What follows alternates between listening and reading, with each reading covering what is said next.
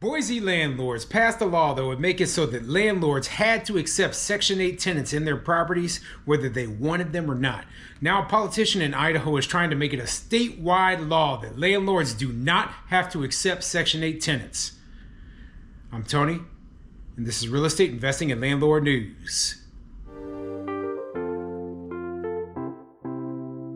All right, so I have an interesting article for you today, and it's going over the whole Section 8 issue once again. So there's all these different, municipalities that are passing these laws that are making landlords accept Section 8 vouchers. And a lot of landlords, they just don't want to participate in these programs. The program, when it was initially started, is voluntary. In fact, the federal government still says that it's voluntary to this day. However, a lot of states, local municipalities are saying, no, we want to force landlords to participate in this, even if they don't want to. So I have a big problem with this. This is infringing upon our property rights. It is forcing landlords into a situation where they're taking tenants that they don't want in their property, forcing them to participate in government socialized housing, which, if you're like me, you don't like socialist programs. So, you know what?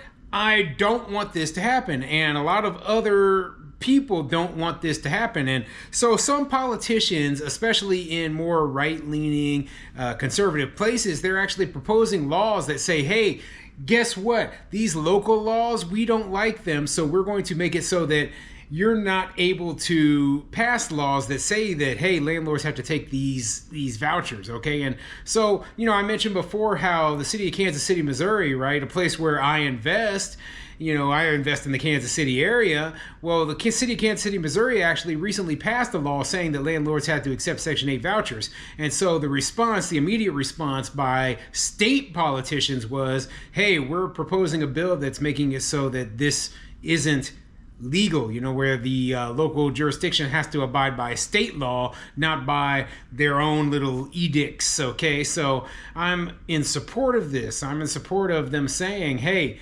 landlords, we deserve the right to be the final call. We make the final call when it comes to who the tenants we have in our property are and which programs we want to participate in, okay?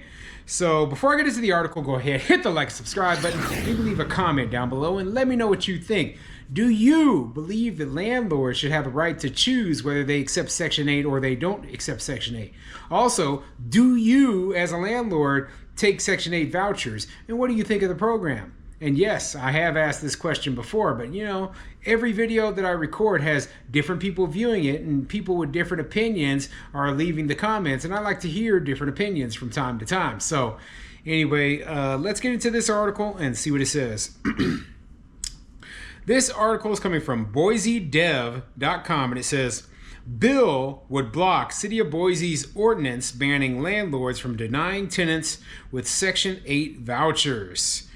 Yeah, and big topic, big issue. I wouldn't be surprised one bit if, depending on the federal election, if we didn't see these sort of laws being passed nationwide. Okay, so anyway, let's get into the article.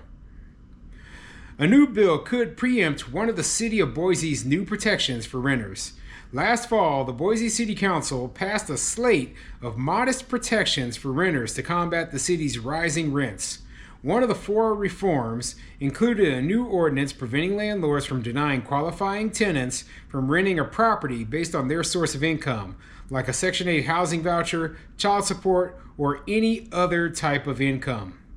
Landlords could still deny tenants due to their credit score, income amount, or other reasons. It would not prevent tenants from being evicted. So, these are just minor changes to the housing law, right? Modest protections. Well, this is a big one, okay? This is a really big one because it goes directly at, landlords' property rights. It immediately goes and says, you are forced to rent to these people you don't want to rent to. You are forced to comply with these government programs that you don't want to comply with.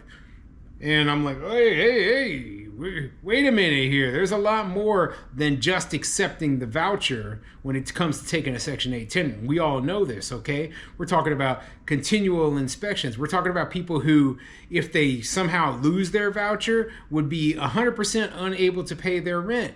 We're talking about a lower class and quality of tenants than the normal person who would be renting our property. And we're also talking about people who, they pay us sometimes the portion that they owe, but sometimes they don't. Even, there's a lot of little issues. And part of the bureaucratic nonsense of Section 8 is that we don't want to deal with it. We just don't want to deal with it. It's just not worth it. It's not worth it to us to have to deal with a program where they treat us like, hey, well, we're doing you a favor. No, you're not. Okay? There's way more tenants out there who are perfectly willing and able to pay the rent off of their job, where I don't have to jump through these hoops. So, I'm going to be likely rejecting this Section 8 tenant. A new bill from Representative Brandon Mitchell, a Republican from Moscow, introduced in House State Affairs on Monday, would block any local government from requiring any property owners to participate in any optional federal housing assistance program. And keep the wording in mind, like they said, you can't force any landlord to participate in an optional federal housing assistance program. That is very clear right there. They're saying, hey, this federal program is optional. It is not mandatory for landlords to participate. So if it's optional, why is this state or this local government coming in and telling people to participate? Because they're trying to pass feel-good measures on housing that will really make no difference. And that's what these mandates, these Section 8 so-called laws, right, are doing.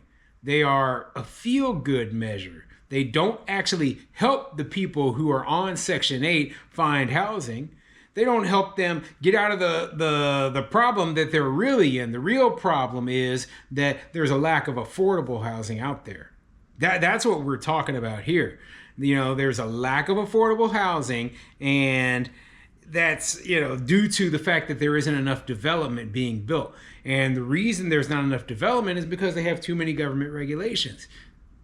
See, I can figure all this stuff out on my own just by observing what we're seeing out there, right? We're seeing very strict zoning laws, very expensive mandates on, environmental protection, etc.